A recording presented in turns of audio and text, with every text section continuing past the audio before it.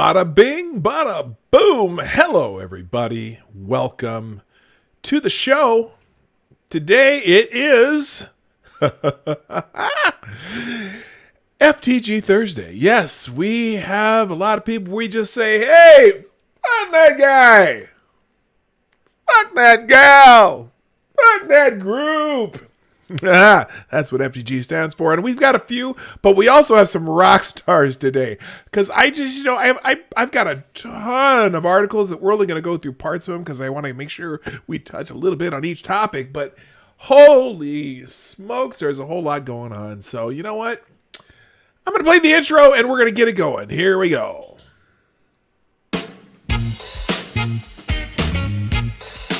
Ladies and gentlemen, coming to you live from the Lucky Dog studio in a hidden location somewhere in the upper Midwest of the United States of America, it's a brother making his own way but with all the wrong opinions. Welcome to the Morning Night Live with your host, yours truly, PDawg Night. And stop the music. Good morning. Good damn morning, Americans. To steal a line from my buddy Jericho Green. It is the 21st of May, 2020. Happy Thursday, also known in the Morning Night Live as FTG Thursday, where we just take a few select people and tell them to, you know what, right the hell off. And there's all kinds of things. And sometimes it's a guy. Sometimes it's a gal. Sometimes it's a group. And that's why we call it FTG Thursdays.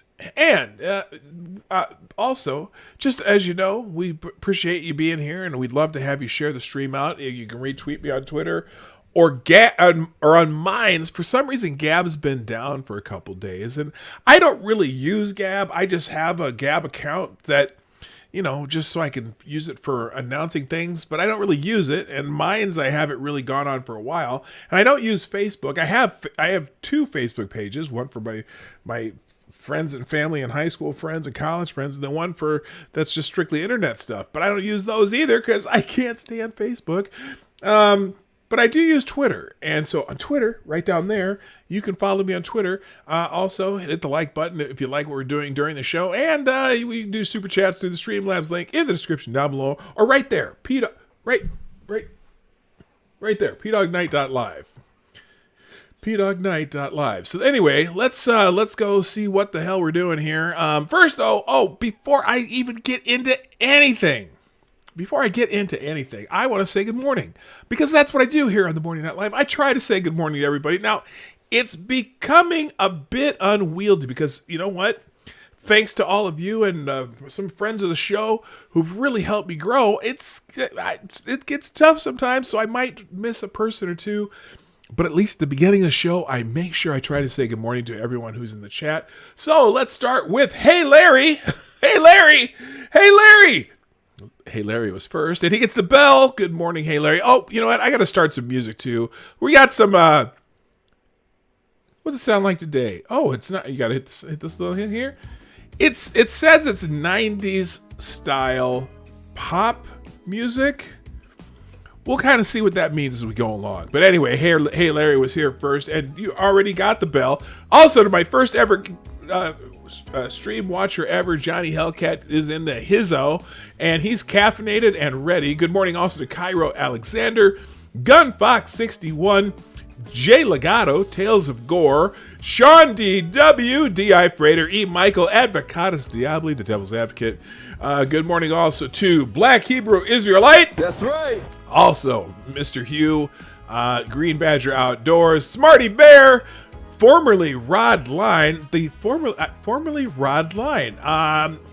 Now that's a name you may have been here before, or you may have changed your name or whatever. But welcome, Rod Line. Now that's a name I don't see that often. I try to make a point if you've been here before, great. If you haven't, make sure you hit the subscribe button and ring that bell.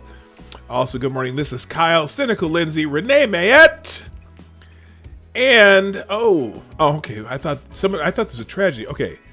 Actually, it's not a tragedy. My son will get custody of his daughter and won't have to deal with the crazy ex. In the transition is going to be rough for her. She's 12 and all teenager. Huh? Oh, that's okay. Hanging in there. Worried about my granddaughter. Yesterday was crazy, but it's going to be okay. She's got family. Okay. Well, I hope things are working out for you, D.I. Freighter, and your family. And also, good morning to CNN Sucks and the Dead Kaiser. All right, let's get into it because lots of things to talk about. Talk about, show you, whatever. I just want to get through a lot of stuff today. So first, the thumbnail today is of a lot of people who are fans of the president and the president's administration love. Wait, my sound went out. What happened here? What happened? Okay, it's all working. Love the new press secretary, Kayleigh McEnany. And she, we made some fun of Chris Cuomo a while back when he was, well, I don't know if make fun of him is the right word. We showed our concern for Chris Cuomo when he was battling. He was battling and just struggling with his case of coronavirus, COVID-19, the Wu flu, the Chinese lung AIDS. Okay. Oh no, my grandmother's mom died hard. Oh my gosh, that is awful. Oh, I am so sorry to hear about that, D.I. Freighter. My prayers to you.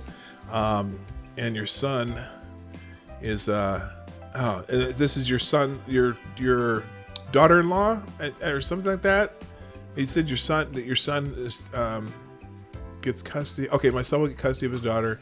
Won't have to deal with the crazy ex. Okay. Oh man, that's really sad. Anyway, okay. Sorry to hear that. All right, yeah, we already got Black Hebrew Israelites already on it. FTG to Fredo, because she nuked Fredo yesterday, and it was hilarious. But anyway, we were worried about we were all concerned about Fredo's illness, and we could tell that he was struggling through it because the entire several weeks that he said he had it, was suffering through it and having the night sweats and having that terrible time.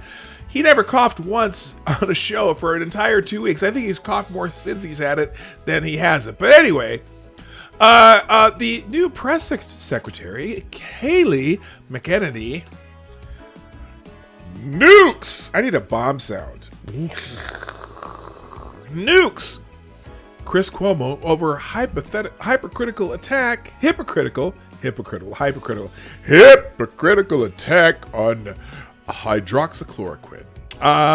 It was fantastic. I hope they have if they don't have the video, I have it on Twitter too. White House press secretary Kayleigh McEnany shredded CNN host Chris Cuomo on Wednesday over attacks that he made on President Donald Trump for taking hydroxychloroquine after Cuomo reportedly took a less safe version of the drug while he had coronavirus. Yes, his wife, who does the, I don't want to call it, she has all the alternative medicine shit going on, and she took such great care of him, but she was taking a derivative of the chloroquine.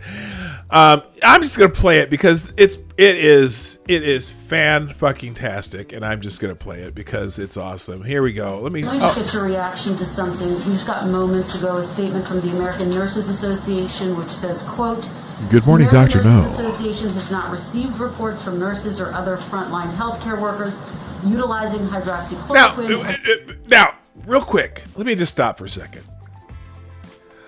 I don't quite know if the White House press corps has figured this out yet, but Kayleigh McEnany seems to be prepared for every question they throw at her.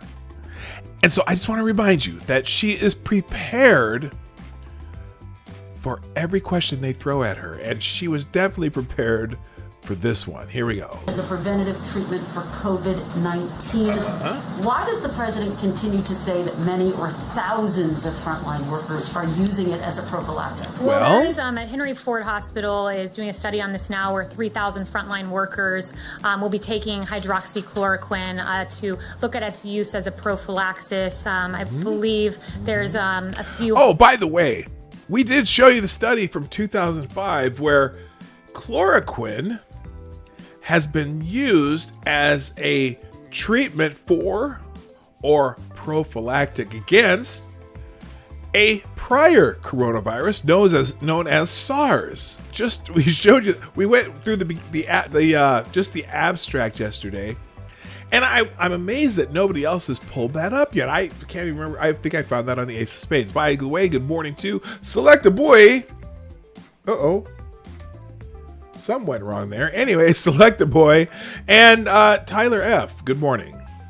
100 or 190 workers in Tampa General Hospital. So this is being used by some. And one thing I want to note with regard to hydroxychloroquine, because I think it's very important that we're as accurate as we can be with our reporting on this. Hydroxychloroquine has been a drug that has been in use for 65 years. For We've lupus, talked about that. arthritis, and malaria. It has a very good safety profile. But in fact, I have taken. Was it hydroxychloroquine? Yeah, it was hydroxychloroquine. I have taken hydroxychloroquine when I went to Nigeria in 2004. Thank you, Duck Dog. For some reason, my alerts aren't up. I see you gave it to a super chat. I will read it as soon as my super chat log comes right back up. But anyway, let's finish right here with. Let's listen to the the Michael Jordan of press secretaries. As with any drug and as with any prescription, it should be given by a doctor to a patient in that context. So no one should be taking this without a prescription from their doctor. But that being said, I've seen a lot of apoplectic coverage of hydroxychloroquine. You had Jimmy Kimmel saying the president's, quote, trying to kill himself by taking it. You had Joe Scarborough that's saying, stupid. Quote, this will kill you. Yeah, that's stupid. Saying, what have you got to lose? One thing you have to lose are lives. Yeah, that's and you stupid. had Chris Cuomo saying the president knows that hydroxychloroquine is not supported by science. He knows it has been flagged by his own people, and he's using it. Cuomo mocked the president for this. And interestingly, I found this out just before coming here. Hydroxychloroquine, of course, is an FDA-approved medication with a long proven track record for safety, and it turns out that Chris Cuomo took a less safe version of it called quinine, which the FDA removed from the market in 2006 because of its serious side effects, including death. So really interesting to have that criticism of the president. And on that note to Chris Cuomo, I'd like to redirect him to his brother, the governor of New York, Governor Cuomo, who has several on-the-record statements about hydroxychloroquine, saying, I'm an optimist, I'm hopeful about the drug, and that's why we'll try it here in New York as soon as we get it. There's been anecdotal evidence that it's promising, that's why we're going ahead. And I have about 8 other quotes from Governor Cuomo, should any of you have interest in that. Their studies, though, their trials that are in there. Chris Cuomo just got knocked the fuck out. Thousands of frontline workers are currently using it because they believe. All right. So look, obviously, like I said before, the study from 2005 when they were studying as a prophylactic against SARS, and also as a if someone to help you lessen the symptoms, right? And so they and that's another. SARS was a coronavirus. Now that doesn't mean that coronavirus is the same as this coronavirus, but there are more than just one study. The veterans study, that was bullshit. Okay, those were severe patients at the end of the cycle of someone who's had it, and so yes, it was a small study, and yes, a lot of those patients died. The average age of the patient that died in that study was over 70. The average age of the patient who made it through that was still 65. These were the Veterans Administration study, whatever. Anyway, by the way, Duck Dog, not Duck Dog, it says Duck Tater with the $2.23. Super Chat says, be wicked smart. Stay far apart. So he went the Boston accent route. Good. Thank you, Sir Ductator. The Ductator, yes. Also, good morning to Mr. Hugh, RBA, Select a Boy. And it's still not working. I don't know why. Is that just me? Or is this just not working? Who knows what's going on here? Anyway, let's take Kaylee off the screen here. Let's go back to me. Yeah, let's go back to me.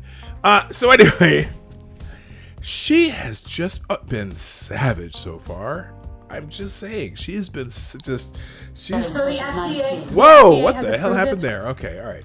All right, let's move on. Someone else who went. Oh, by the way, I think that's definitely worth an FTG to Fredo, which somebody was way ahead of me. Way to go! I believe that was Gunfox who was way ahead of me on the FTG Fredo, or was that? No, that was Black Hebrew Israelite. There you go. Way ahead of me. Way ahead of me. Oh, and we have a new top donor of the day, RVA Dar, with the $3 super chat. Someone better tell all of us sailors that HCQ is dangerous. Yeah, you know, the military has been using chloroquine and hydroxychloroquine for years, especially if you get stationed anywhere where it's kind of tropical, where you have a chance of getting malaria, because it's an anti-malaria prophylactic. It's also for people who have lupus. It's all there's a couple other things. Rheumatoid arthritis. It's been used for several things. Yes, you must do it under the supervision of a doctor. Yes, you have to worry about other things that it does. Have reactions to, and you have to worry about certain things. If you get blurry vision, you need to stop taking it. And if you have a heart condition, you should not take it. Now, Nancy Pelosi with her little morbidly obese crack. Well, apparently, I don't even want to go there. I was going to say maybe Stacey Abrams shouldn't be taking it either, but that's not what I meant to say. All right. Someone else who went beast mode yesterday was Florida Governor Ron DeSantis, and that's how the Washington Free Beacon described this. And you know what? Beast Mode DeSantis erupts over media's prediction of a Florida catastrophe. You know, they have been just brutal, the media, towards DeSantis, Brian Kemp, Greg Abbott. If you have an R behind your name and you're a governor, what's her name? The hot chick up in South Dakota. I shouldn't call her the hot chick. The lovely and talented governor of South Dakota. Yes, she is a fine individual. Somebody tell me her name though. It's Christy. Is it Christy? Christy something. Anyway, they've been just taking a big old steamy hot one all over the Republican governors who don't obey the media stream. Oh, Gamer Valine, I'm sorry. I did not mean to miss you there. Also, good morning, Donatello Slapafellow. So they've been taking this hot, steamy pile on all the Republican governors, but then they've been praising Gavin Newsom and Andrew Cuomo and Ding Dong up in Michigan. Why can't I remember? Oh, I'm such a sexist. I can't remember the women's names. But anyway, good morning, Richard Cranium also. Okay, so but no, thank you, Christy Nome. Oh man, she is just I would love to have her as my governor. Although, okay, our governor is not completely terrible, except he did something a little bit dumb that pissed off all the religious folk in our state, and I'll get to that a little later. So anyway, Ron DeSantis has gotten tired of the press's dire prediction. So Ron DeSantis blasted the media on Wednesday for predicting his state would be ravaged by coronavirus as severely as New York. And here is what Ron DeSantis had to say. Oh, please don't be an ad. Okay. That wasn't it. That just said beast mode. That's not what I meant to play. Okay, fuck it. I am going to... Okay, he didn't even put it in here. Okay, I got it on Twitter. Let's just pull out my Twitter account. It's bookmarked. Let's see. Ron DeSantis. Okay, here we go. We're going to do Ron DeSantis here. Not like... Our data is available. Our data is transparent. In fact, Dr. Birx has talked multiple times about how Florida has the absolute best data.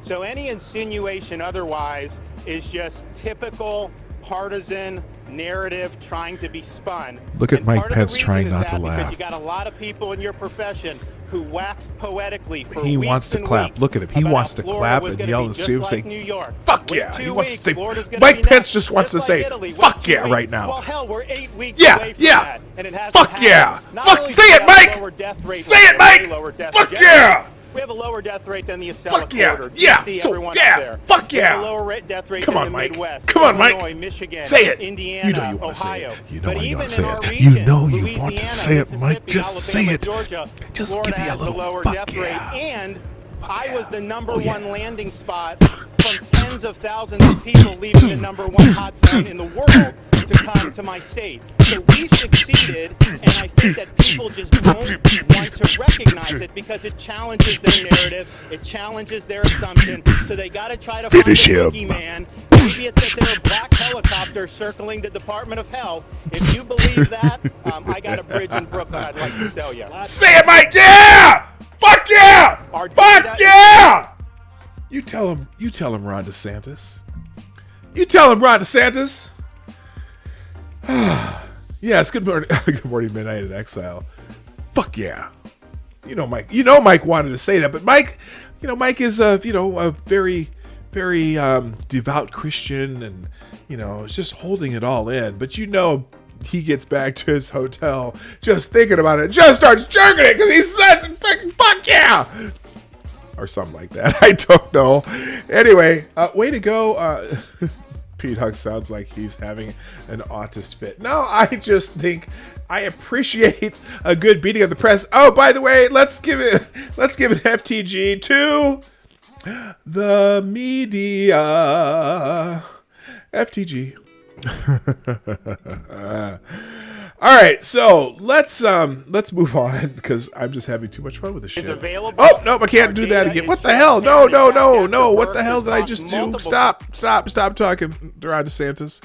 All right, thank you. By the way, quick thank you, and quick thank yous to Tyler F and RVA, also Cynical Lindsay, Johnny Hellcat. For tweeting out the show today. Please share the stream, hit the share arrow, or go on to Twitter, find what I tweeted and tweet it back, and with that retweet thing or whatever you do, and then and you can like it too, but retweet's much better. Retweet is what makes the world go round. Retweets make the world go round, the world go round, the world go round. That's not even a song, but anyway, retweets make the world go round. I'm gonna be singing that for the rest of the day. Good morning, Stab and Joe Scarborough. Ooh, Stab and Joe. Your new bride had a little bit of a she had a little bit of fit yesterday, didn't she?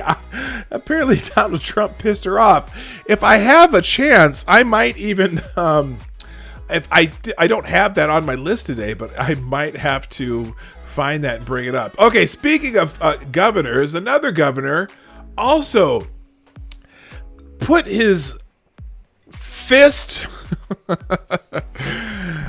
right through someone's colon with this one. That would be Governor Greg Abbott, who is also just sick of the media's bullshit. You know what I'm saying? So Greg Abbott mic drops the media by sharing red state versus blue state Wuhan virus response comparison graphics. See what was been happening. Like I said, the media's all over. They got all shitty with Brian Kemp because he was going to open the state, and the cases are still going down in Georgia. Then they're trying to say that Ron DeSantis was faking the. Oh, that's why Ron DeSantis got mad, because some person in one of his departments was getting fired, and they said that it was like. Of course, the gayest person on YouTube's gonna ask me that question. Good morning, sir. Putting fist where? Hey. Did I imply that? I might have. Okay, never mind. Okay, so these Ron DeSantis was mad because there was someone in his department. MC's in the house. Oh wow, none of my stuff's working today. What the hell's going on? Did I accidentally get rid of... No, it's still there. Okay, well, you might hear it eventually by accident. Oh, they're all messed up. Can you hear the sound effects, or am I losing my mind? Okay, whatever. All right, we might not have those today. We'll have a technical difficulty with that. So, Ron DeSantis was mad because there's someone who was fired in one of the departments in the state of Florida, and the media said that it was the person who runs the tracking website for their coronavirus response. And first of all, that was bullshit. Did I leave my what? Did I leave myself? Yeah, no, I didn't. No, I did not leave myself open for that one. I don't leave myself open for that ever. If you know what I'm saying. So anyway, let's just get back to the governors. Let's get back to Governor Abbott, okay? Because I'm going in circles here. Oh, wow, that's kind of loud. Oh, that's because I turned my headphones up. All right. Greg Abbott, Mike drops media by sharing red state versus blue state Wuhan virus response comparison graphic. The mainstream media has given overwhelmingly favorable positive coverage to New York Governor Andrew Cuomo, the grandma killer, over his Wuhan coronavirus response in comparison to Republican governors like Ron DeSantis, Greg Abbott, and Brian Kemp. But this is not shocking news, but it is worth pointing out and analyzing. All the same. I know, no sound. Okay, yeah, all the sound effects are broken today. I don't know why. Anyway, we'll figure it out later. I had them all set up too. I just can't figure it out. Let's see. All three Republican governors have made it a point in media interviews to push back on the false narratives promoted by cable news networks like This is CNN and print and online outlets like the Washington Compost, that they somehow failed in their handling of the outbreaks in their state simply because they chose not to follow New York's lead. New York's lead, now that's an oxymoron, in how they approach managing the crisis and combating the virus. In fact, neither New York City nor New York State have been shining leadership examples of how to effectively manage a health crisis, as we have long known, but which has slowly but surely come into sharper focus thanks in part to in-depth investigations done by ProPublica and, surprisingly enough, the New York Times. Yeah, Stream Deck would probably be a good thing to have. But even with more information coming to light about how Cuomo and New York City Mayor Bill de Blasio completely and utterly botched the handling of the virus in their city and state, the media persists in treating Cuomo like a rock star, which has been infuriating to the hardworking red state Republican governors, who they still bash with regularity. Yeah, boy! Oh, that's amazing. Why the fuck you lying? Okay, they work on here, but they're not working on my. Did I do my keys right? Yeah, all these keys are right. There you go. There's hammer. I don't know why that did that. And it's working again. All right. Anyway. Over the weekend, Governor Abbott took to the Twitter machine and shared a comparison graphic that showed his state in Florida compared to California. Oh, and we have another super chat. California, on the issue of how each were doing since the outbreak started in their respective states, the differences were noteworthy. Before I show you the graphic, thank you, Black Hebrew Israelite, with the 420. That's the Snoop Dogg alert. Black Hebrew Israelite says, quote, the media beatdown was equivalent to Jesus whipping the Jews in the temple. That's right. Oh my goodness, that's spicy. All I could think up was the South Park song, America, fuck yeah. That's right. All right, thank you, Black Hebrew Israelite. Here's the beautiful graphic that the governor of Texas. What do you mean? Come on, try it, you motherfuckers! God damn it! Did this get taken down? Oh no! Well, thank you, Lord, for this. Anyway, you can see this graphic right here. California, with a population of 40 million. State income tax, 13%. Debt, $54 billion. COVID-19 cases, 69,382. Deaths, 2,847. You can read that all yourself. I wonder if I can make this bigger so you can see it better. Let's see. What's my best way of doing that? Well, there we go. We'll use the YouTube window just so you can see that. Anyway, you can show that also the states of Florida and Texas neither have state income taxes. Both have balanced budgets. Both have around 40,000 COVID cases, and under 2,000 people have passed in those states. Mortality rates in Texas, 0.0038. In Florida, 0.0081. Now, I don't know if that's actually correct. They're counting it based on the entire population, not the people who got it. But anyway, diet in restaurants, yes, in Texas and Florida. Salons and barbers, yes, in Texas and Florida. Churches, yes, in Texas and Florida. Now, nobody has their gyms open because right now gyms are probably the worst place you can go if you're worried about this. And if somebody has it, that's where people have been really getting it. But anyway, so that's the graphic. For purposes of discussion, we'll focus on Abbott and DeSantis versus Cuomo, because Governor Gavin Newsom's failures have been a different kind of fail than Cuomo's, and were covered by PAWG earlier today. That's the Red State writer. It's pretty remarkable how different the outcomes have been in each state when you consider how the mainstream media have treated Cuomo as some type of magnificent leader, while on the other hand trashing DeSantis, Abbott, and Kemp as governors who were okay with virus death rates increasing in the name of capitalism. The graphic also further underscores the point of that the one-size-fits-all approach amplified by the mainstream media and Democrats was never the way to go about managing this crisis. What would work best for a state the size of New York would not work for a state like Iowa for a variety of reasons, including population density considerations. Not only that, but New York's response wasn't just a failure because it was a bad plan. It was a failure because Cuomo and de Blasio couldn't come to an agreement on how to handle the crisis in the early days of the spread in the city and state, which led to the massive outbreaks in New York State and contributed to the outbreaks in other states across the country. Now, let me give you one caveat on this. I think not only the density of New York City was a big problem, and the fact that they didn't clean the fucking subways until about a couple weeks ago.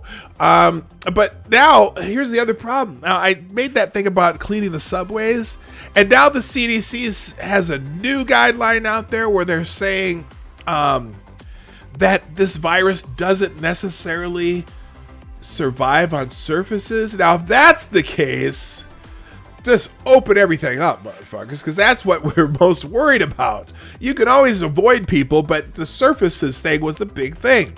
And now they're saying that doesn't survive on surfaces. Now, is that just to let Mario Cuomo save face for not sanitizing the fucking subways between him and de Blasio?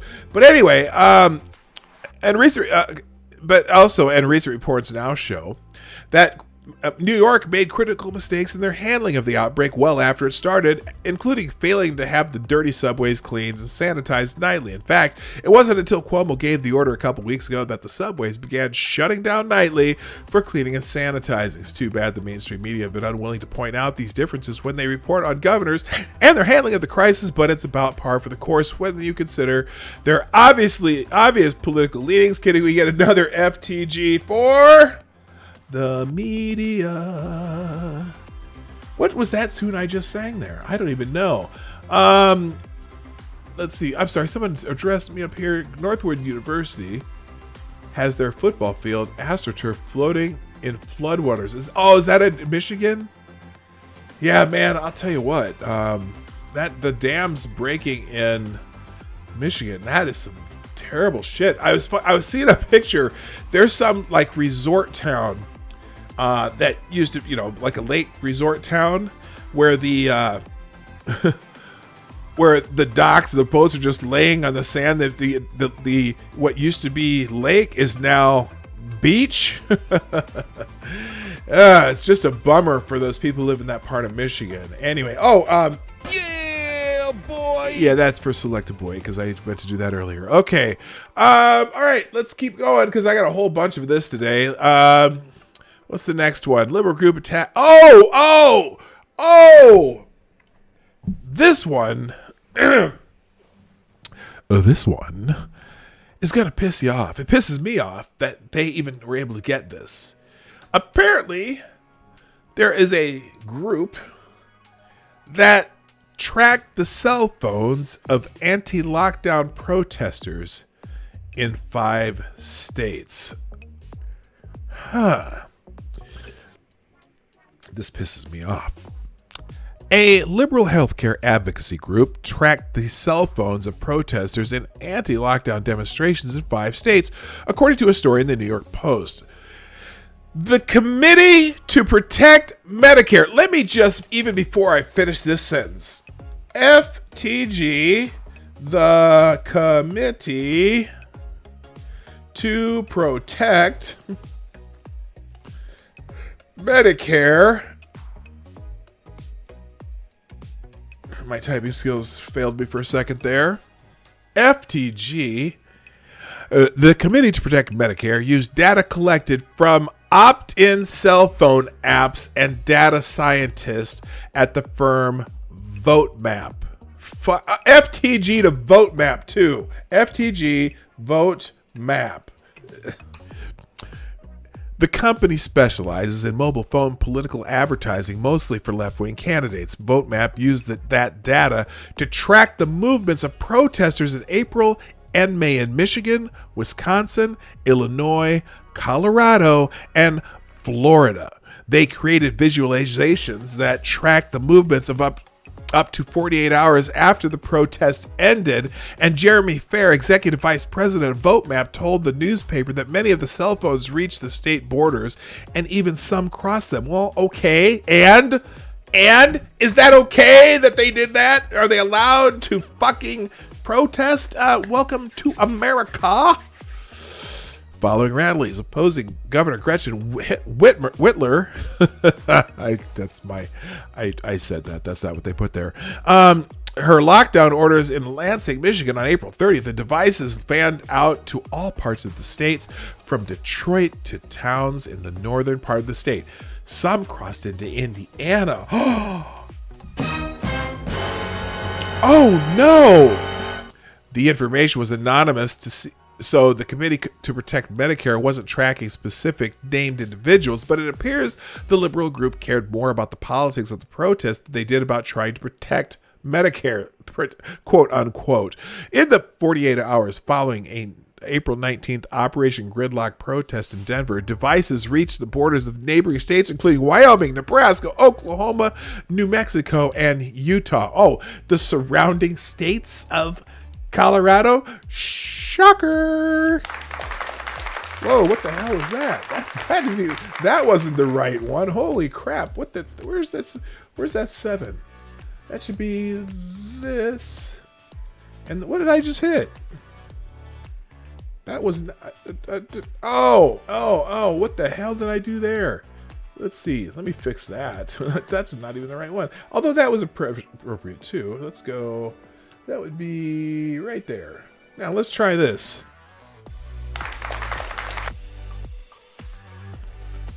I don't know what the hell is going on here. This thing is driving me crazy. Oh, there we go. Anyway, Dr. Rod Davidson. Oh my God. In Florida on April 18th, devices returned to all parts of the peninsula and up to the Georgia border.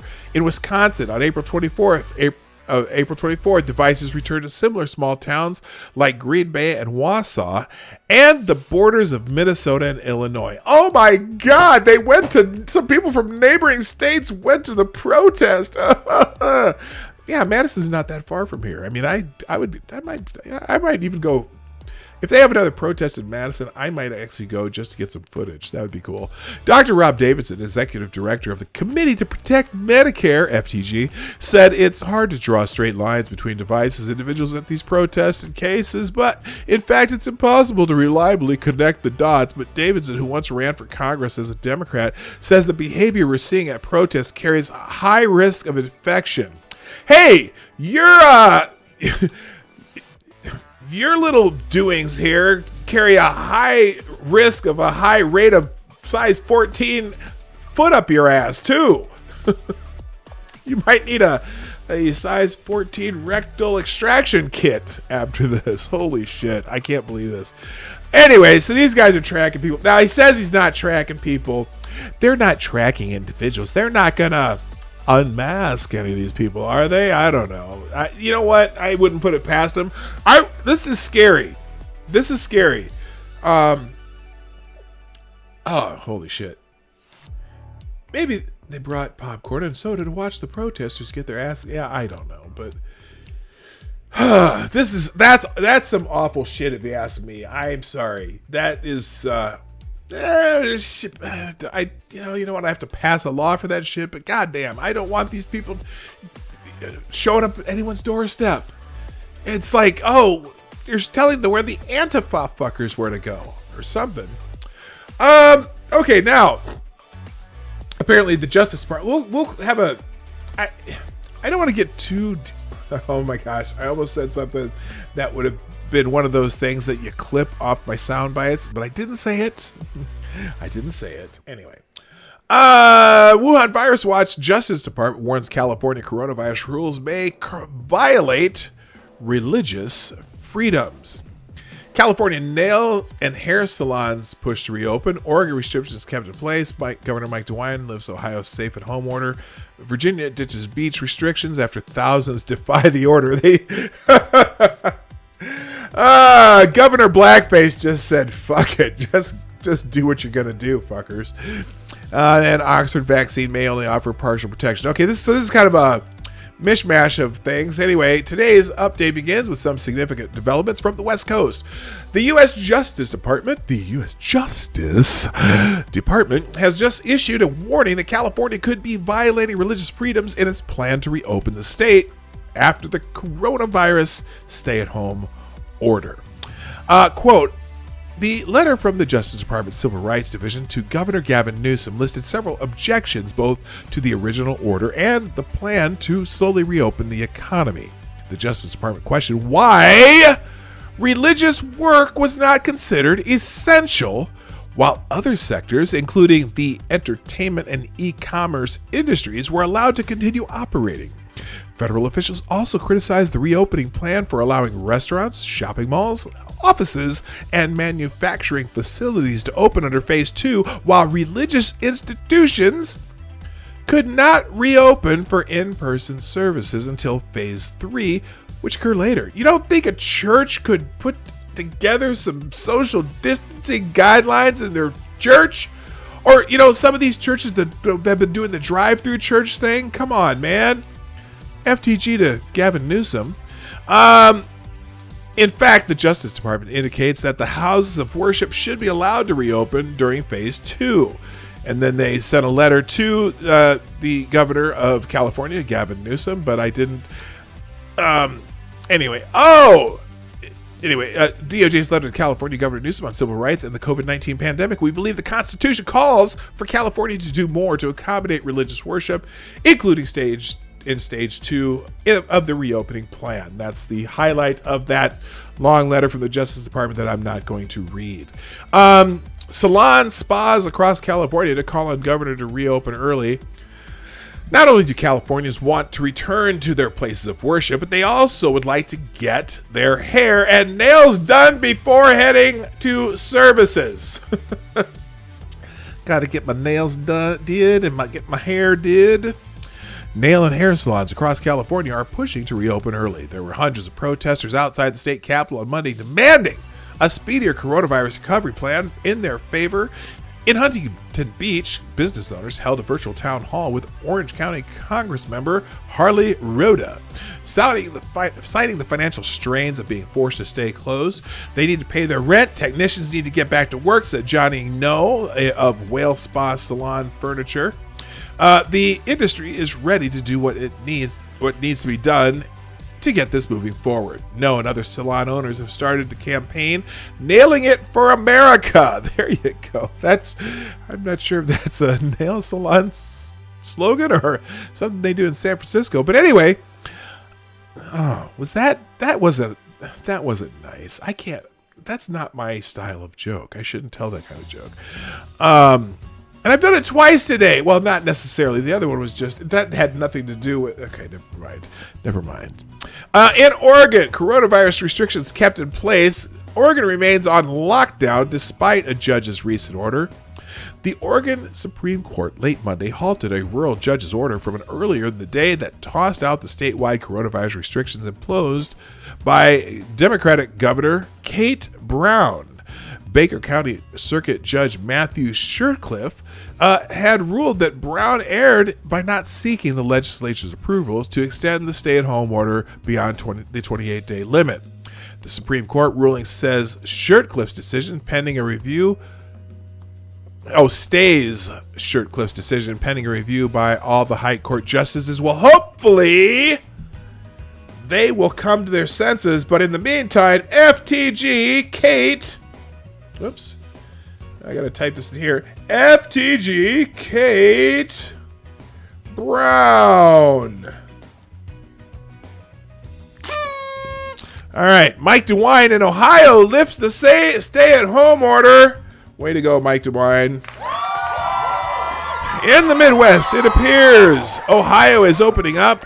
It seems the governor there prefers recommendations over dictates and orders. More of Ohio's mandatory restrictions to curb the spread of coronavirus, including the state's stay-at-home order and 2-week self-quarantine period for travelers entering the state, will be cut short, Governor Mike DeWine announced Tuesday. However, some key social distancing rules, including a ban on most mass gatherings and restrictions on bar and restaurants, will remain mandatory.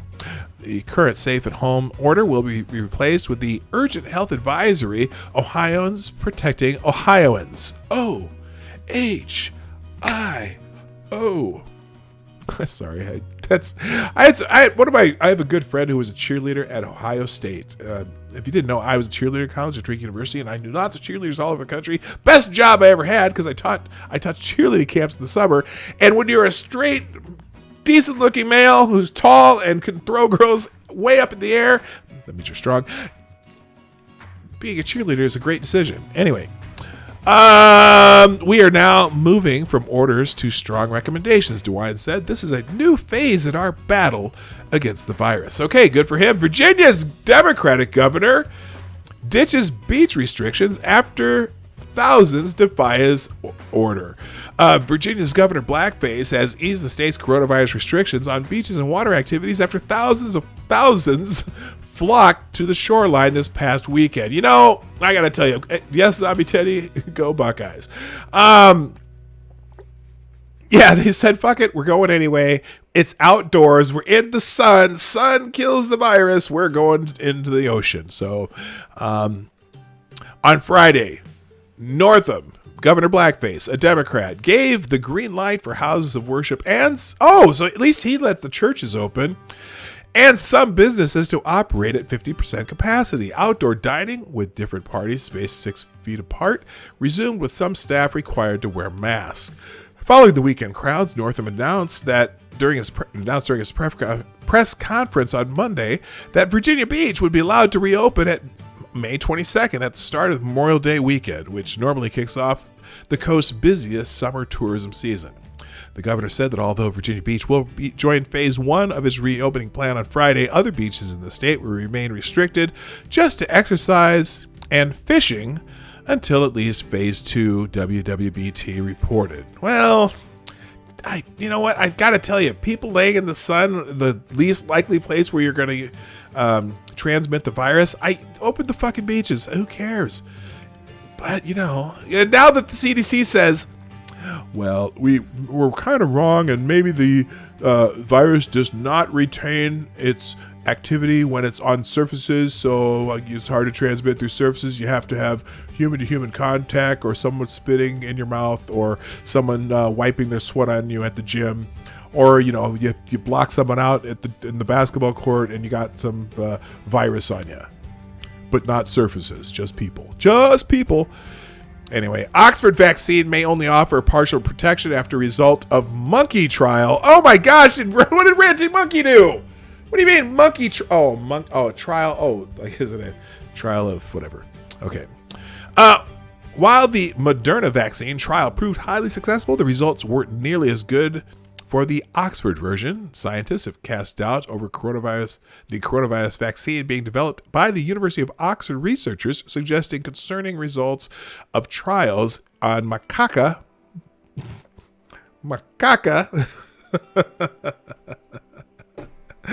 Macaca. Remember, who was the guy that got in trouble for calling a reporter macaca because a macaca is a type of monkey? It was that, George, wasn't it a governor of Virginia? George, what the hell was his name? He had a name that sounded like, or it was the same name as some actor. And it was a Virginia governor. He called the reporter macaca. They ended up having to step down because it was supposedly racist. Anyway, results of trials in macaca monkeys indicated George Allen. That's what his name was. Remember that? Do you remember him? Anybody old enough to remember George Allen? Anyway, okay. Indicated it might only offer partial protection. The government pledged a further. Well, this is in England. Fuck England. I don't care. No, I shouldn't say that. I like the people in the UK. There's people here that are from the UK. I think. Did I got that right? Anyway, all right. Quick show. Morning Night Live is brought to you by you, the fans and viewers of the Morning Night Live. Please, if you haven't done so already, share the stream out. Hit the like button because, that's weird. It says 7 people are here. I know there's more than 7 people here. Hit the like button. Hit the share feature. Hit the tip jar if you are able. Throw some money in the tip jar for not George Clooney. Hit the tip jar if you're able. That really helps me out, especially now that I got to build a studio in the basement. I am going to get my new modem just for that, dedicated to this show, is coming in the mail next Wednesday. Because I just don't want to use Wi-Fi for this. It's too hard, and I'm gonna put a whole new setup down in the basement. Share, hit the like, and if you're able, use the Streamlabs link to do super chats and all that stuff. Someday we will have YouTube super chats too, for those of you who prefer that. But until then, and eventually I'll if you really want to help out and do a Patreon thing, or I'll do both Patreon, Subscribestar, and also Venmo. I use Venmo too. That's also at PDawg Night. But we'll get to that when there's people want options. But for now, that's what your option is. The Streamlabs. It's right there. PDawgNight.live, and it's right there in the chat. Super chat here. PDawgNight.live. And the final note: this show is sponsored by viewers like you. Support the show with your donations and have your super chats read live on the show. Click the link in the chat right there, where you can see it there. It's scrolling up as we speak. All right, moving on. Andrew Cuomo. So we kind of talked about how the Democratic governors are getting all the glory, and no, I'm not a basement. Am I going to be a basement dweller? No, that's just where my studio is going to be. I only started my work shift 20 minutes ago, and it felt like an hour has gone by. Today is going to be a long day. Wow, am I that boring? Marty, don't use Patreon. Well, no, some people. I'm going to use both Patreon and Subscribestar. I'm not all that controversial yet, and so I don't think I can get yeeted by Patreon. But you can. But they are adding a lot of taxes. Are they? Well, you mean fees? Okay. I don't know. I'll check it out. I don't use Patreon yet, other than to support other people, but I might switch to other things. But a lot of people use Patreon still, so you kind of have to if you want to support people monthly. Anyway, let's get to the Andrew Cuomo's media mafia. For the purposes of this article, our writer's first name is Paulie. Oh, this is let's see, how long is this? Is this a really long piece? Not really. This is a good one. Because like I said, the governors of Texas and Georgia and Florida and South Dakota and all the governors in the Midwest that don't have a D next to their name have been getting a lot of shit from the media. But apparently Andrew Cuomo is almost getting that Barack Obama status by the media, at least, even though he's probably killed more people Well, okay, I'm not saying he's trying to kill people, but he has made a couple errors, or at least the state has, and but they still love him. We have a newspaper people on payroll, don't we? So asked Michael Corleone to Tom Hagen in one of the many memorable scenes from The Godfather, a turning point in the film and the life of Michael. For conservatives, The Godfather has become fodder for analogies between the Corleone brothers and the Cuomo brothers. Rush Limbaugh christened Chris Cuomo Fredo, whichever you prefer, the weaker brother in the relationship between Michael, played brilliantly by John Cazale and Al Pacino, respectively. Chris was caught on video last year exploding at a guy, surely a Rush Ditto head, who confronted him in public. Why do they call you Fredo? The dude clearly seemed to be looking to bust Chris, as they say in Italians, Corleone. Chris, for his part, lost it. The CNN primetime star launched into a stream of street thug invectives. I'm fucking gonna ruin your shit. I'm fucking gonna throw you down these stairs like a fucking punk. Take a swing at me. Come on, boy. All of which prompts an objection to Dear Rush Limbaugh's Fredo label. Watching Chris go ballistic reminds me less of a Fredo Corleone than Santino Corleone. That is Sonny, the older brother, played fabulously by James Caan. If you ever hit my sister again, I'll kill you, Sonny threatened Carlo and a reprobate husband and sister, Connie. The reprobate husband of his sister, Connie, the later cannoli killer of Don Altabello. Chris's outburst smacked of Sonny, albeit with apologies to the latter, whose language was far more restrained. I don't recall Sonny calling Carlo a punk bitch. To be fair, one can understand Chris's frustration. Oh, I forgot to tell you. Sorry if you're wearing headphones. I do have my cup of racist coffee, and this would be an appropriate time to take a sip because I almost coughed my lungs out. All right, here we go. To be fair, one can understand Chris's frustration. Still, Chris acted like a complete cuchillo, a chooch, a jackass, or as my friend John LeConte translate, better rendered as a baby pacifier.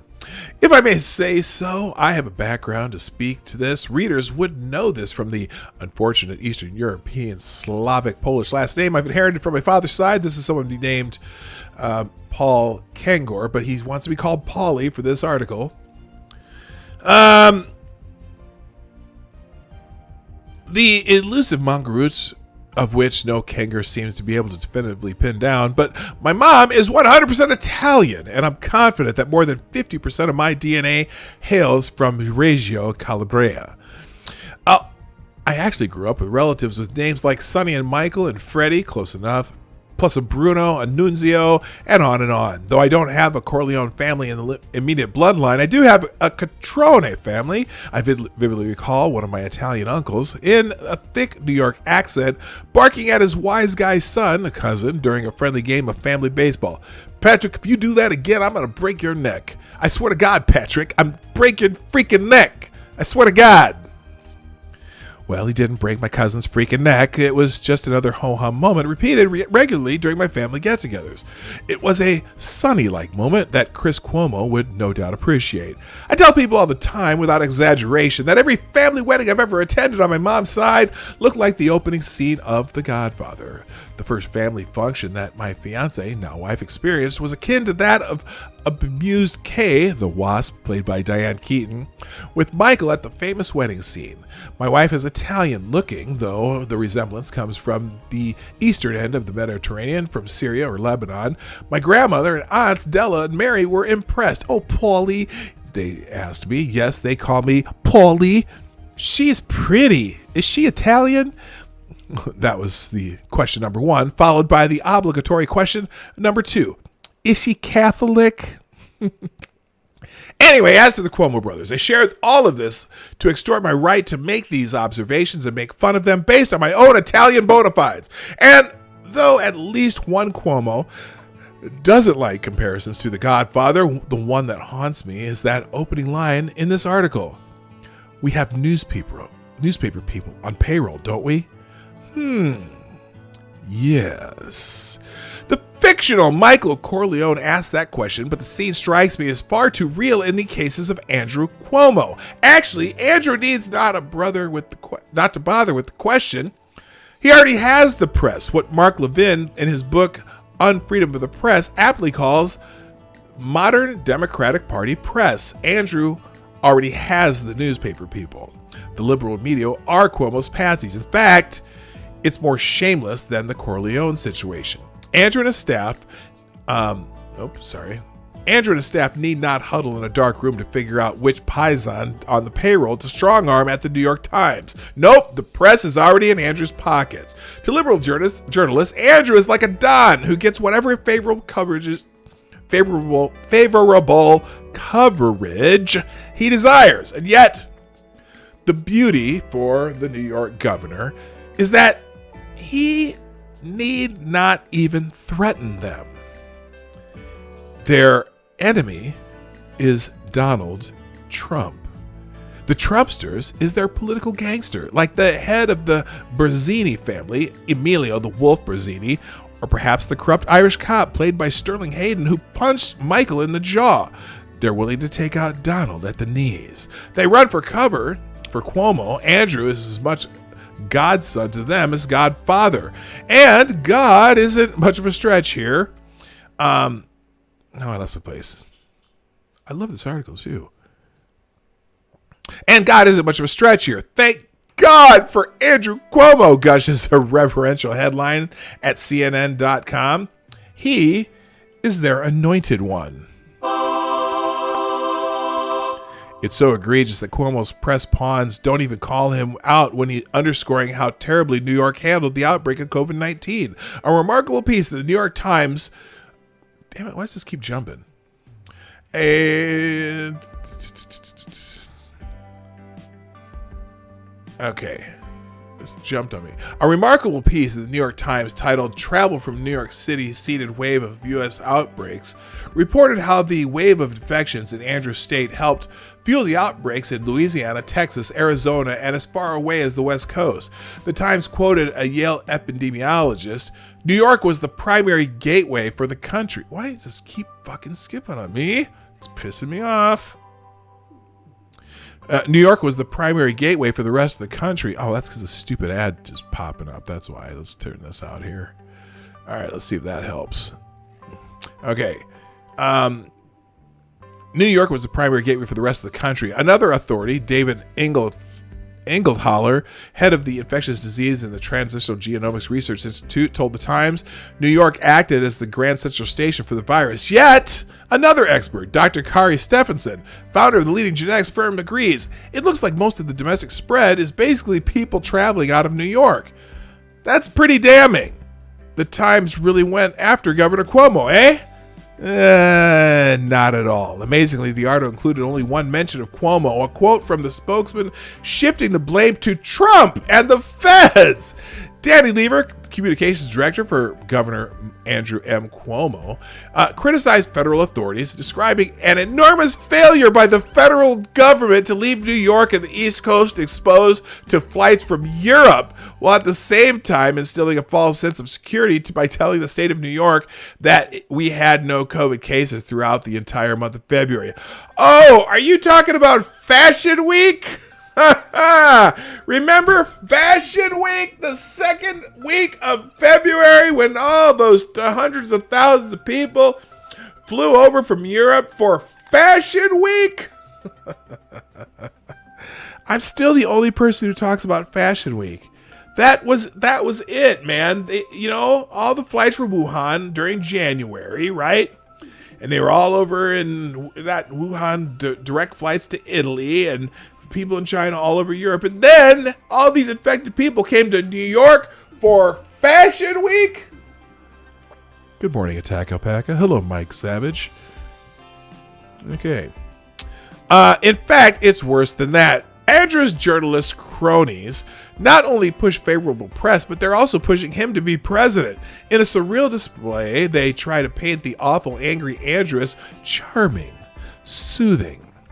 His COVID-19 press conferences, I'm told by a friend from across the river in New Jersey, are seen by strange New Yorkers as akin to FDR fireside chats. Can you imagine Andrew Cuomo and FDR? Now, there's a howler.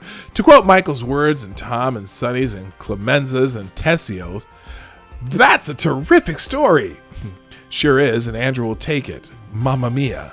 The Corleones had to break legs to get stories like this. Andrew Cuomo's media has made him an offer he can't refuse. All right, so there you go.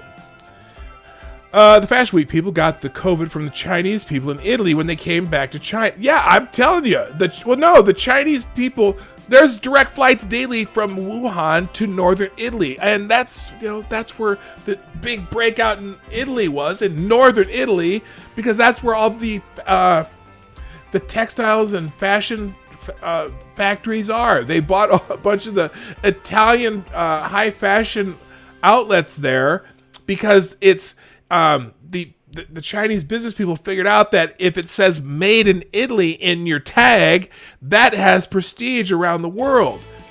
And so they have hundreds of thousands of people traveling back and forth between northern Italy and Wuhan. Wonder how it broke out in northern Italy first. Fashion Week. I wonder how so many people in New York could have been affected. That fashion was to die for. And one of these two. Maybe. Okay, that one's not working. Oh, there it goes. Gamer Blaine. That is funny. Textile mills killed. I'm telling you. All right, let's do some quick hitters, and then we'll do Twitter trends, and then we'll get the hell out of Dodge, because I was going to go through a bunch of these articles, but obviously I spent a little too much time on the governors. But hey, but not all is well in paradise for Andrew Cuomo. There is one.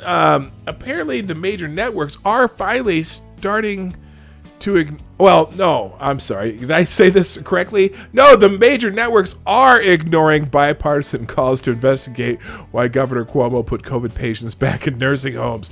Except, of course, Fox News, because Fox News is the devil incarnate. Fox News special report host Bret Baier was the lone news outlet covering the news that a bipartisan group of lawmakers are calling for an investigation into Cuomo's decision to send COVID patients back to the rest homes from whence they came. Here's more from Newsbusters. NBC Nightly News may have been the lone network to dare report on how NBC report on it? Okay, NBC Nightly News may have been the lone network to dare report on how Democratic New York Governor Andrew Cuomo had forced nursing homes to take COVID patients and then denied access to the state's supply of personal protective equipment last week. But come Wednesday, they were just as silent as ABC's World News Tonight and CBS Evening News on reporting on calls to appoint outside counsel to investigate. Instead, CBS and NBC focused on the efforts of congressional Democrats to investigate President Trump for firing inspectors generals.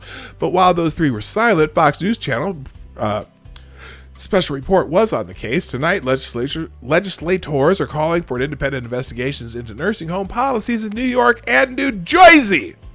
Critics say actions by the Democratic governors of both states may have cost many people their lives, anchor Bret Baier announced at the top of the segment. So, of course, they're protecting Cuomo. That's all I'm going to read in that one because we got to do this. Oh, by the way, there was a nurse in, is this the one? Yes, a Russian nurse, this is humorous, is facing disciplinary action after she wore just her bra and panties under a clear protective suit while treating COVID-19 patients. The unnamed nurse is reportedly in her 20s and had previously complained that her regular uniform was too hot under the additional protective gear required to treat patients with coronavirus. Her photo was taken as she wore what appeared to be either a bathing suit or simply a bra and panties under her suit as she treated patients in the all-male COVID ward. Oh, it was too hot? It's getting hot in here, so take off all your clothes. I am getting so hot, I'm gonna take my clothes off. Okay, a translated tweet from Russian newspaper News Tula identified her as simply a nurse from Tula, 120 miles from Moscow, and reads in part, a disciplinary sanction was applied to the nurse of infectious diseases of an infectious diseases hospital in the Tula regional clinical hospital. So, yep, she is just there in her undies and see-through stuff. So, it's the all-male patient ward. I don't know. you just maybe it's the all-male ward and okay, never mind. That's kind of humorous. Anyway, let's move on. Joe Biden. Joe Biden blindsided after being reminded that Obama fired an inspector general. Seeing a member of the media catch Joe Biden in a gotcha moment is something of a rarity these days. During a town hall, Biden was asked by Yahoo's editor-in-chief, Daniel Klaidman, if he would pledge not to fire any inspector general or support legislation preventing a president from firing an inspector general. The question being a reference to Trump's ouster of State Department Inspector General Steve Linick. Now, before we even go farther in this, do you know the Inspector Generals? Do you know what department of the government or what branch of the government the Inspector Generals are under? I believe they're part of the executive branch. Oh my goodness. Yes, Biden emphatically. Is they have the tape here? Let's just play it. Would you pledge right now that you will not fire any inspectors general if you were president? Or I guess another way of asking that is would you back congressional efforts to restrict the executive branch's ability to unilaterally oust inspectors? Yes. The idea, inspector generals were designed to make government honest. To keep it honest. They were honest. Government. We have thousands of employees. It's part of a troubling pattern. A troubling pattern. Began. Trump firing nonpartisan officials, firing oversight roles created by Congress.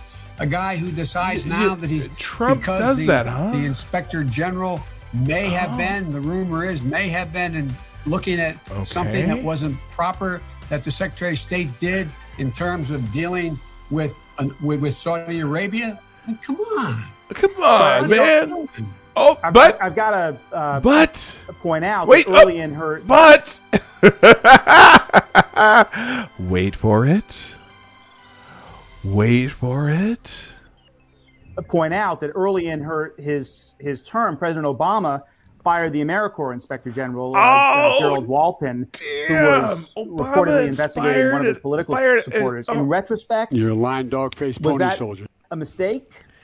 I don't recall that, but I tell you what, I don't remember the president deciding that somebody being investigated was inappropriate. Your life makes me sad. Okay. If you want to FTG Joe Biden, you can. I just can't do it. I sometimes feel sad for Joe Biden. So I don't know why. It's just. Did you pledge? Shut up. Okay. All right, moving on. Nancy Pelosi, you can just go ahead and throw that FTG out there right now because apparently Pelosi says Trump and everyone who works for him have doggy do on their shoes. I'll just play the clip. I don't think it's too long here. So completely inappropriate in so many ways that it's almost a given. It's like a child who comes in with mud on their pants or something. That's the way it is. They're outside playing. That's what he comes in with doggy do on his shoes, and everybody who works with him has that on their shoes too for a very long time to come. He comes in with doggy do on his shoes, and everybody who works with him has that on their shoes too. Every one of them have doggy do on their shoes.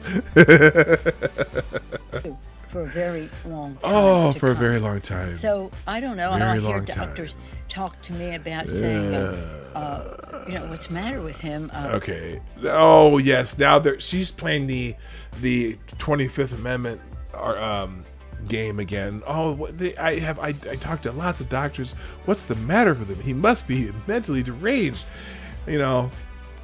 And it's funny because they were making someone the other day was talking about, if Trump got COVID-19 and became incapacitated, was on a ventilator, and then all of a sudden Pence did, and then he was on a ventilator, who would be acting president of the United States? This person on your screen right there, her. Okay, moving on. Let's see, what's this one? Oh, by the way, the Democrats took an L yesterday in the Supreme Court. The Supreme Court blocked House Democrats from Mueller grand jury material. Now, this is a temporary thing, but the Supreme Court on Wednesday temporarily prevented the House of Representatives from obtaining secret grand jury testimony from Special Counsel Robert Mueller's Russia investigation.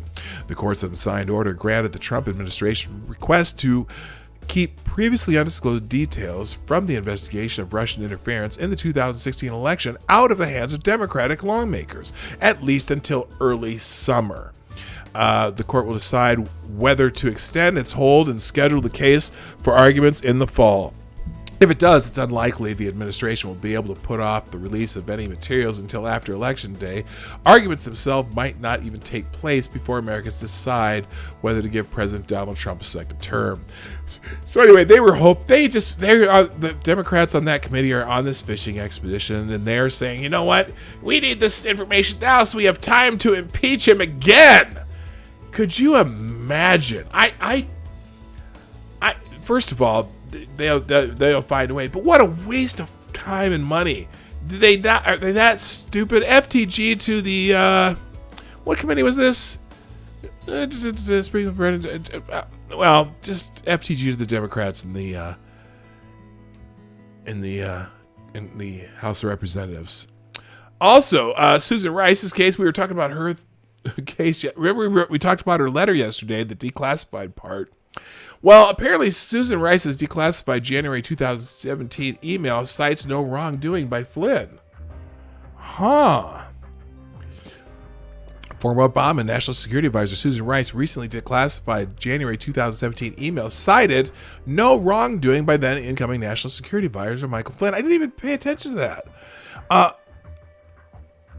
In speaking with the Russian ambassador, and said the then FBI Director James Comey's biggest concern was that Flynn was talking to the ambassador too much. Now, remember, there's another thing here, because there was something that came up where they had actually been monitoring Flynn since 2015, or I don't know. Anyway, Acting Director of National Intelligence Richard Grenell recently declassified an email that Rice had written herself in the hours before leaving the White House on January 20th, 2017 about a January 5th, 2017 Oval Office meeting with then President Obama and his top advisors, including then Vice President Joe Biden, then Director National Intelligence James Clapper, and then Director of the CIA John Brennan, and then FBI Director James Comey, and then Deputy Attorney General Sally Yates.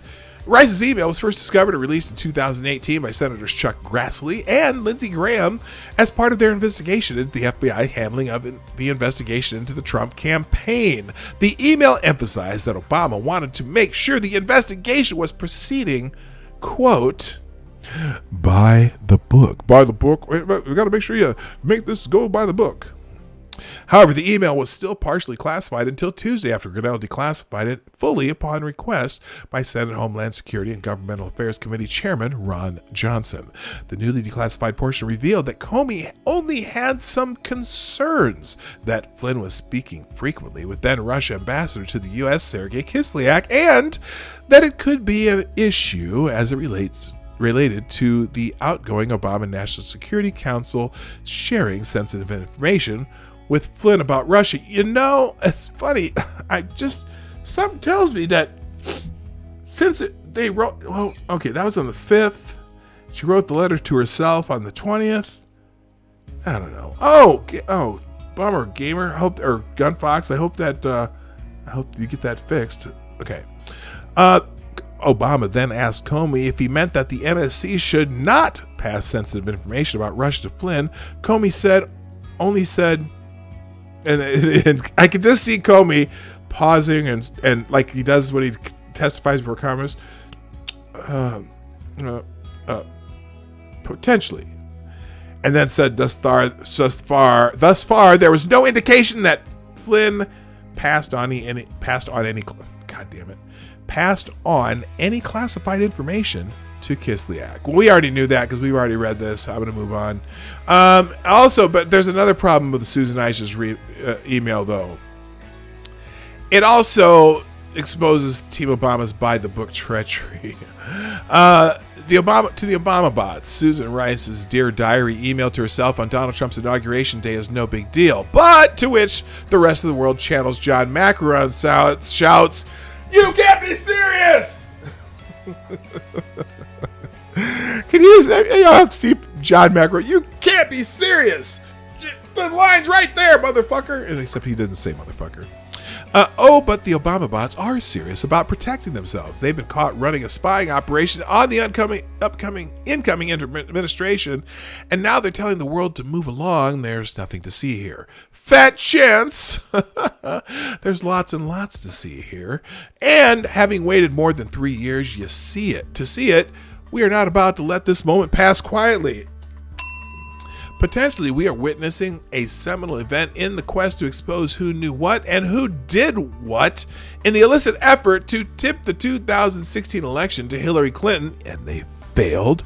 Hi, check your logic. They failed. Sabotage Trump's president, or when that failed, sabotage Trump's presidency. The criminal probe by U.S. Attorney John Durham likely will provide many answers, and hopefully Attorney General Bill Barr will pursue legitimate prosecutions. But for now, the declassification of a portion of Rice's email fills in some blanks, whets the appetite for more answers. The email recounts a meeting in January 5th, 2007. Okay, we already know all this. The beauty of the email is it is also it's puzzle. Oddly, Rice puts Obama and Vice President Joe Biden in the middle of the scam, places acting Attorney General Sally Yates at the scene, and implicates J. Edgar Comey. Yates, in fact, and then Yates's testimony about that meeting when she's like hearing Michael Flynn's words, not from her department, but from Obama himself.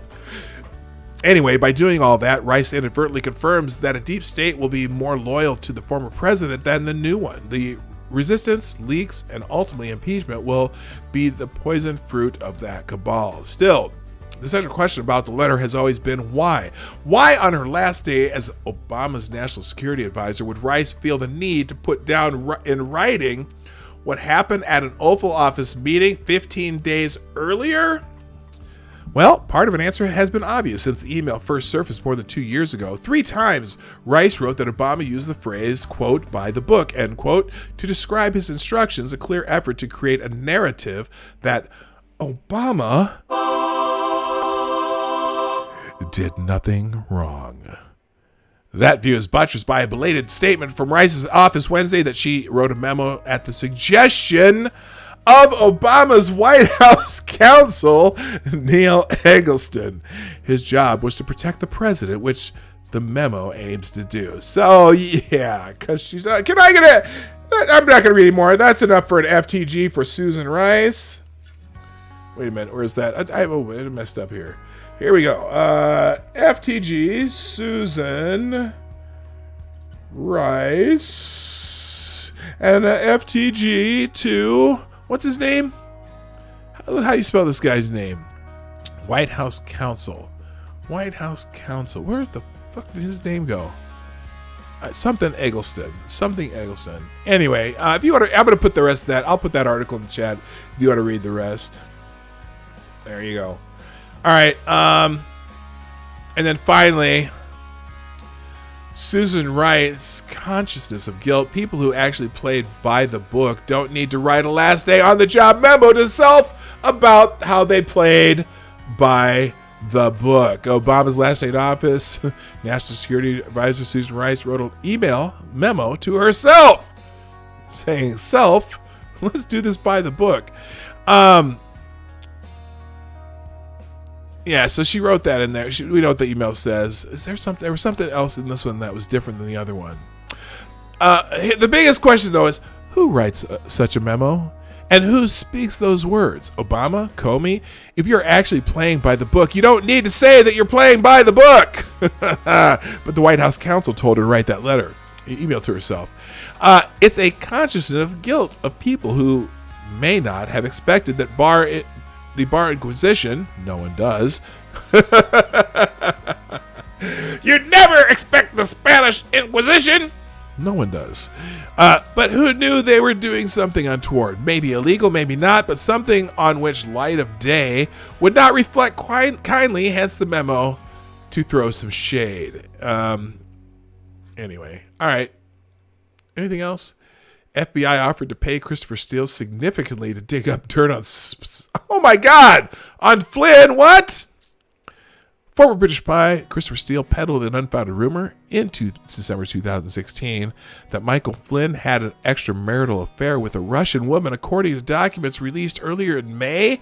Months before Steele discussed Flynn, the FBI offered to pay the ex-spy to collect intelligence on Flynn and other Trump associates who were the target of a counterintelligence investigation. An FBI source provided information about Flynn that matches what Steele provided the Bureau. An FBI memo from early 2017 also said, and rumors about Flynn and a Russian-British woman named Svetlana Lakova had been circulating in the media in March 2017. Oh my God, I didn't even read this one before I did this. Hello, ads on gummies. Are there ads on my... What? Are there ads? Oh, gummies. Hell no! You mean on the screen here? Yeah, get that gummy away from me. I can't even look at that. I'm getting high just looking at it. I can't do it. Okay, I gotta.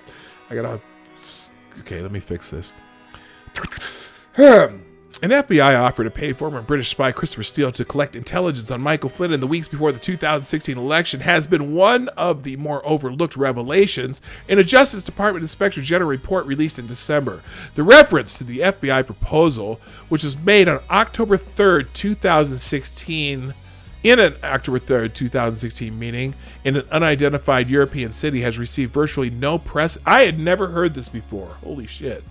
No press attention. But it might have new significance following the recent release of government documents that show that Steele peddled an unfounded rumor that Flynn had an extramarital affair with a Russian woman in the United States. It's not clear how and when Steele came across the rumor, or if it was the result of the FBI asking him to look into Flynn. The Inspector General's report, released on December 9, 2019, said that FBI agents offered to pay Steele significantly to collect intelligence from 3 separate buckets at the Bureau that the Bureau was pursuing as part of Crossfire Hurricane, its counterintelligence probe of 4 Trump campaign associates. Now, this is amazing because they had already determined that Christopher Steele was an unreliable asset, and yet, and Christopher Steele, was the one who got the Steele dossier, which is paid for the DNC and the Hillary Clinton campaign. Now the FBI is offering to pay him to get dirt on Steele when they already know the information that he got in the Steele dossier was, let's just say, not so reliable. Good God. Anyway, that was discovered in that report. That's all I'm going to read about that one. All right, let's do a little. Let's see what's happening in the world real quick, and then we got to get out of here. I'm skipping. Maybe I'll do this one tomorrow first. Ted Cruz has the Obama officials a little nervous. We'll talk about that tomorrow. Let's get into Twitter trends on the Explore tab on Twitter today. Oh, we're back to having the Koof, of which I imitate very well during my show, even though I don't have the Koof. IOC says Tokyo Olympics would be scrapped if not held in 2021. So they had moved the Olympics back a full year, and they're saying it's possible they may not have it at all if they don't have them in 21. Let's click that. The International Olympic Committee chief, Thomas Bach, says the Tokyo Games would have to be called off if the event cannot be held next year due to COVID-19 crisis. Well, that sucks. Global cases surpassed 5 million, according to Johns Hopkins. Let's see. The International Olympic Committee president, Thomas Bach, says he understands why the rescheduled Tokyo 2020 Games would have to be canceled if it isn't held next year, which is sad. Let's see. It's a 49-second clip. Let's just listen to this. Frankly, I have some understanding for this because you cannot forever employ 3,000 or 5,000 people in an organizing committee. You cannot every year change the entire sports schedule worldwide of all the major federations You cannot have the athletes being in uncertainty. You cannot have so much overlapping with the future Olympic Games. So I have some understanding for this approach by our Japanese partners. Yeah, you know, Japan's going to take a bath if they don't get that. If they can never have those Olympics, that's really bad. Anyway, let's get into the trends. See if anything new on here. Number one, Lana is trending. Lana Del Rey. Apparently, she receives criticism for comments on double standards in the music industry. I'm not really familiar with Lana Del Rey, but she's fired up for her next album. But that's not why she's trending. She's catching flack for saying some unseasoned chicken skin ass shit. Y'all, what she's saying is that she's doing the same thing as these women, but she's being critiqued for it. Girl, bye. Love Lana. Hate a whitey white girl dough. They're being critiqued too shoddy. Okay, so apparently people are canceling Lana Del Rey. What did she say specifically?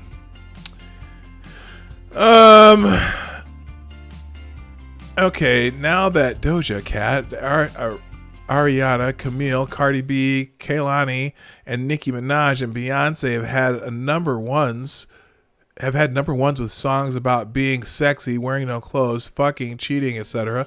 Can I please go back to singing about being embodied, feeling beautiful by being in love, even if the relationship is not perfect, or dancing for money, or whatever I want, without being crucified or saying that I'm glamoring abuse? Okay, oh shoot, she might have went against the grain, so to speak, with the feminist stuff. You can look that one up yourself. I don't care about this shit. Moving on, Thursday thoughts. This is gonna be a shortened version because I gotta get done. Oh, Aunt Becky's in the news. Lori Loughlin and husband to plead guilty in the college admissions scandal. I thought that they were going to fight this. Interesting. Here, let me click the other version of this. Let me click this one because this has the actual story. According to court papers from the Justice Department, actor Lori Loughlin and her husband Massimo Giannulli will plead guilty in the U.S. college admissions scandals. Loughlin has agreed to a 2-month prison sentence, while Giannulli has agreed to 5 months. Why? Now, wait a minute. Why? Oh, my God. I can't. Now, I thought for sure that Lori Loughlin and Felicity Huffman, who are friends, were the masterminds behind this. Well, Felicity Huffman did she plead guilty, or is she fighting it? I thought Felicity Huffman went to jail and Lori Loughlin was going to fight it. Why is he going to jail longer than she is? She's the one who did all this. Holy shit. Let's see. Actually, okay, here it is. California court. Here it is. Lori Loughlin. Okay. Loughlin, 55. Wow, she looks good for 55. Damn, girl. You go ahead. Both of us will plead guilty before the U.S. District Court Judge Nathaniel M. Gorton on the date to be specified by the court. Loughlin will plead guilty to 1 count of conspiracy to commit wire and mail fraud, while Giuliani will plead guilty to 1 count of conspiracy to commit wire and mail fraud and honest services wire and mail fraud. Oh, so there's an extra charge for him. That's why he's getting more time. Under the terms of the Loughlin's plea agreement, the parties have agreed to a sentence subject to the court approval of 2 months in prison, $150,000 fine, and 2 years of supervised release with 100 hours of community service. Under the terms of the Giannulli's plea agreement, the parties have agreed to a sentence subject to the court approval of 5 months. Still, why is he getting more time? Anyway, in prison, a $250,000 fine, and 2 years of supervised release with 250 hours of community service. They beat him up. I know it was. You know what? You know that was Aunt Becky's fault too. You know it was Aunt Becky who did that shit. It wasn't. Giannulli may have helped, and he did the soccer pictures and shit like that. But you know that was. You know, Lori and Felicity were all in there like, hey, you know, we have this guy who can get our girls into college if we just do some of this and some of that, and lie about this and lie about that. That's right. But anyway. All right. Well, Aunt Becky's going. Aunt Becky's going to jail. Aunt Becky's going to jail. Your life makes me sad. All right. Moving on. Thursday motivation skipping. Pit dart. That's what they do. The pitch on some stories. So I'm going to skip it. Oh, Azalea Banks is trending. Now, this is that crazy rapper woman who gets herself into trouble talking about shit, waiting for Azalea Banks' take on Lana's post. Oh, shit. I might actually go back and read some of that because apparently only person to defeat Lana is Azalea Banks. Someone wake her up. Okay. I think it's funny y'all hate Azalea, but got her trending because now y'all realize she was right about Miss Lana being a white feminist. I don't care that y'all hate Azalea, but the bitch do be right about a lot of things. Atlanta was one of them. Gemini season is needed. I don't know what that means, but That's right. all right, moving on. I don't care. We love you, Liam. Why Liam? Is that a K-pop thing? No, Liam somebody. Okay. Oh, Liam is he some kind of a country singer, dude? I don't know, but apparently some people love Liam. I'm moving on. And Carly Rae Jepsen is trending. Isn't she the one? Call Me Maybe Girl. Da, da, da, da. And this is crazy. My number. So call me baby. Da, da, da, da. Okay, so she's got a new album out. I don't care. Open Skies. U.S. moving to leave Open Skies Treaty designed to reduce. The Trump administration is moving to withdraw from the Open Skies Treaty, a nearly 3-decade accord. Okay, they're going to be pissed off because he's leaving another treaty that probably has no bearing on what we do because we've probably more than exceeded the targets for whatever they're doing.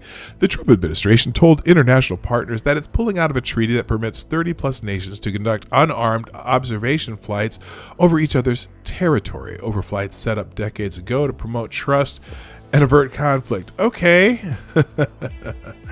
Let's see. Russiagate fan fiction, aka liberal media politics for 3+ years, is a dangerous phenomenon. As Democrats act out of fantasy where Trump is Putin's puppet, Trump in reality has recklessly escalated tensions with nuclear-armed Russia.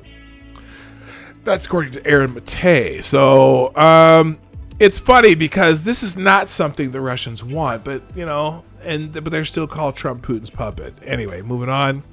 NOAA. Okay, the NOAA calls for busier than normal Atlantic hurricane season between 13 and 19 named storms, 6 to 10 hurricanes, and 3 to 6 major hurricanes of category 3 or more. It's so funny. Ever since, I would say, the late 90s, when we started talking about the global warming or the climate change or all that, they've always been saying, oh, God, the hurricanes there's going to be more of them, they're going to be stronger and whatever. And we still haven't had that huge hurricane season that was greater than normal. So I wonder, busier than normal Atlantic hurricane season compared to what? The old normal or what has been the last 10 to 15, 20 years where we've had a less busy than normal hurricane season. So I don't know. If you live on a coast where hurricanes happen, please make sure that you're keeping yourself safe. That's why the NOAA is trending. Ohio State Fair. Apparently, did they cancel the Ohio State Fair? Let's find out. Breaking: the 2020 Ohio State Fair canceled to help prevent the spread of coronavirus. Now, I don't know a whole lot about the Ohio State Fair, but there are a couple state fairs or states where the state fair is the one of the pivotal events in the state, and that would be one of them is Texas, which has the largest state fair in the country, and that one, I think theirs is after Labor Day. I can't remember. And the other one is Minnesota, which has the second largest state fair in the country. Our state fair is an amazing event. It's going to be interesting if our governor is going to try and cancel that. Now, our state fair is normally the week before Labor Day, the 2 weeks before Labor Day, which is obviously at the end of the summer. It'll be interesting to see if the governor shuts down the state fair, because that would be pandemonium in Minnesota. I'm just saying, look out. Oh, so anyway, the Ohio State Fair is going to be canceled. That's unfortunate. That's enough of that. Pepsi Cola, there's another 2.4 million applied for unemployment benefits as the job losses linger. Well, yeah, that's not a shocker to anybody. But the fact is, we need to get people back to work, and some jobs are just never going to come back. We know that, but hopefully we get this shit under control. I don't know. Anyway, parallel universe. That's a K-pop thing. Trump death toll 95,000. Yes, of course, because the hashtag activists are out. I have to go do my update. If you're following me on Twitter, I'm going to update my little running tally comparing the United States with the five European nations and just as far as, because so they've been almost, there have been about 40,000 more deaths in those 5 countries combined as the United States. And a couple of them are past their peaks. The UK is still rising. The United States has passed its peak now. It's interesting for a comparison. I'm going to try to get one or both the guys who did that study on how this virus is affected by climate as far as transmission. I found that's a very, very interesting study, but I haven't found any updates to that since March.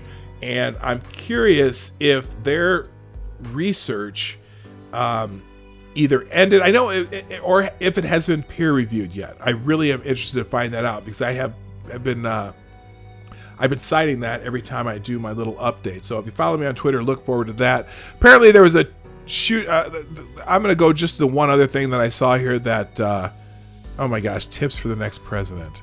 All right, let's do the Westgate shooting real quick. This is trending 25.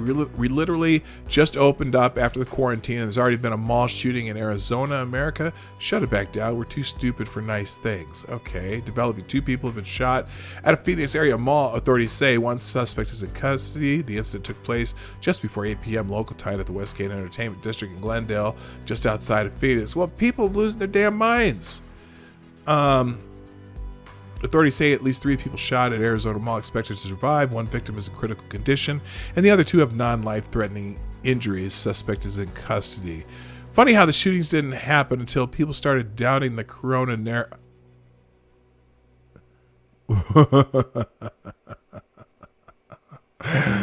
Funny how the shootings didn't happen until people started doubting the corona narrative. Oh, and we have a serious problem with white men in our country. 2 people getting shot at is ABC breaking news now. I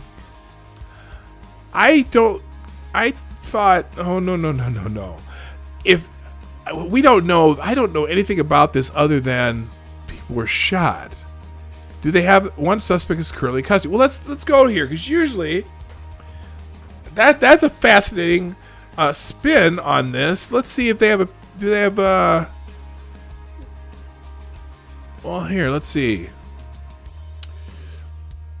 3 people shot at an outdoor mall in Arizona Wednesday night, and 1 suspect was taken into custody, police say. 1 victim was in critical condition, while the other 2 have non-life-threatening injuries, police said. All are expected to survive. Officials said the incident took place just before 7:25 p.m. local time at the Westgate Entertainment District in Glendale, just outside of Phoenix. When police arrived at the mall, the scene was no longer active, according to Tiffany Nagalula, a Glendale Police Department public information officers. Officers said they found the suspect and took him into custody without further incident.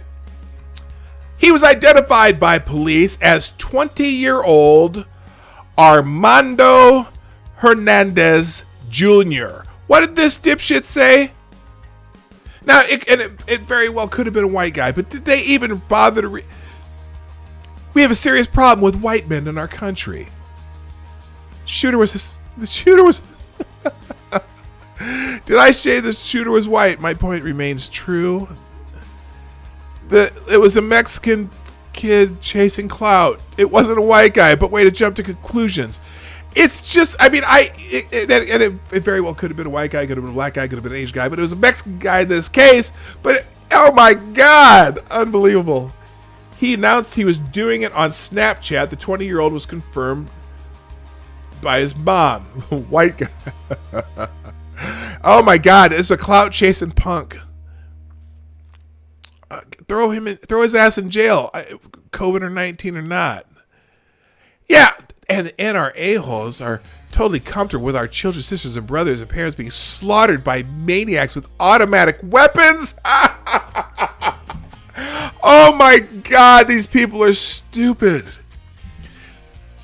Westgate, so long as it does not interfere with their agendas to sell military weapons to every man, woman, and child. Oh my God. I'm not even a gun person, and I know that is stupid. Westgate shooter was a clout-chasing terrorist who apparently streamed the incident on Snapchat. Don't give him the info he wants. Don't bother learning his name because it doesn't matter. Westgate shooting. Yeah, let's just say this is a white man problem. You white people have issues. I'm just saying, you have issues. Oh, good God. It's, of course, straight to someone trying to start a narrative on this one. That news story is going to go away very quickly. And finally, I just saw this hashtag is 23 tips for the next president. Oh my God, hang garlic everywhere so Stephen Miller can't get back in. Well, it's going to probably be another 5 years before you have that fantasy, John Lane. Surround yourself with smart people who would tell you when you're wrong and listen to them. Oh, that's a good one. Try to avoid withholding federal aid from states whose governors refuse to sufficiently kiss your ass. Well, how about governors who play by the Constitution of the United States of America before they start doing stupid shit? Try avoid being a boorish douche to other world leaders on the global stage. Hey, guess what? You know what? Trump is a jackass, and I like that. I like that he's a jackass. I like that he forced the NATO countries to pay their fair share after they just been using us. And I'm not, like I said, I'm not a Trump guy, but I appreciate that he's a jackass sometimes. I appreciate it. I don't care. Anyway, fuck it. This hashtag's just going to piss me off, so I'm not going to read it anymore. Anyway, I'm out of time anyway, so I can't be reading this shit. I got to stop doing that. I started going over time. I'm always late, but the show always starts late. Although today the show started on time, Gun Fox. Did you notice? Yeah, you always make fun of me when the show's late. Of course, you shouldn't celebrate me when it's on time, because that should be the norm. But I don't, you know how it goes. You know the deal. Anyway, that's it for today, gang. Thank you for joining me on the Morning Night Live. I hope you had some fun. Before you go, though, I think it would be very appropriate for you to hit the like button if you're still here, because if you didn't like what we were doing, you probably wouldn't still be here. Also, if you would be so kind as to share the stream out on your favorite social media. And also, if you could... what's that other thing I ask you to do all the time? Oh, if you're watching on replay, put a comment in the comment section so that I know you were here. And finally, if you want to donate or be financially, if you feel the need to be financially generous and help the show move along and get the basement studio rolling, because I got to work on that. Do the old thing like hit the tip jar with $1 or $2. You can write your super chats whether it's live or whether it's on replay. If you would do a donation during the off hours, I will read your super chat first thing the next show. So anyway, we're here Monday through Friday, 10 o'clock Eastern, 9 o'clock Central, 1500 GMT. I think I got that right. And that's on Monday through Friday. I got a new video coming out probably by the weekend, so look forward to that. And again, thank you for everyone who's been in the chat. If you're lurking, I'm glad you're here too. Of course, lurk away. Good. Oh, Geodes, I didn't say hi. Good morning to you. I almost missed that. That's it, people. I gotta go. My name is PDawg Knight, and I'm out of here. Goodbye.